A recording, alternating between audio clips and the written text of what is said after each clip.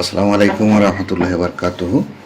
আমি যে প্রোডাক্টের রিভিউটা দেখাচ্ছি এটি হচ্ছে ইউক্যালিপটাস অয়েল। এটি মূলত একটি এসেনশিয়াল অয়েল। যারা তারা অবশ্যই জানেন।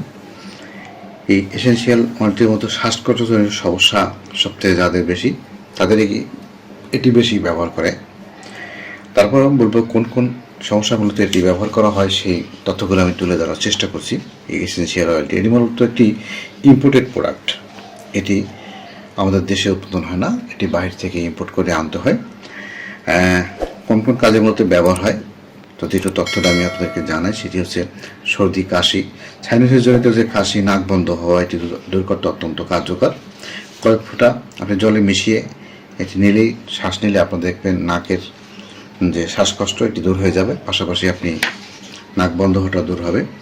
বিনোদন ব্যথায় আমরা সাধারণত বাজারে পেন কিলার বা বিভিন্ন ধরনের ব্যথা জাতীয় যে মলমগুলো আমরা বাজার থেকে কিনতে পাই সেই মলম কিন্তু এই ইউক্যালিপটাস অয়েলটা ব্যবহার হয়।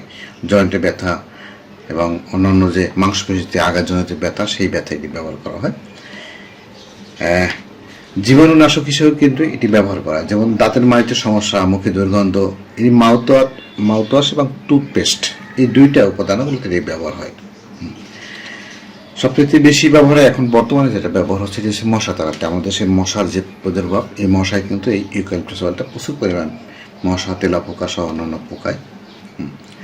এছাড়া আপনি ক্লান্তি দূর করার জন্য, মানসিক চাপ দূর করার জন্য সুগন্ধি হিসেবে মূলত মানুষ এটি ব্যবহার করছে। এখন ইউক্যালিপটাস সরাসরি আপনি ত্বকে লাগাতে পারবেন। এটি মূলত আপনি যদি জেনে থাকেন তাহলে বুঝবেন যে অন্যান্য সাথে অ্যাড করে লাগাতে, কারণ সরাসরি এটার কার্যকারিতা অনেক বেশি।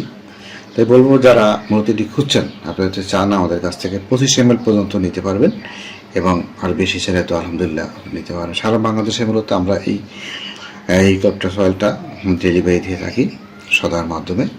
আপনি আপনার পরিমাণ জানিয়ে রাখলে ইনশাল্লাহ আমার চেষ্টা করবো আপনাকে পৌঁছে দিতে, ক্যাশ অন ডেলিভারিতে যে কোনো জায়গায়। ভালো থাকুন, সুস্থ থাকুন। যদি আপনার কোনো প্রয়োজন আসতে পারি তাহলে অবশ্যই নিজেকে ধন্য মনে করব। আল্লাহ হাফেজ।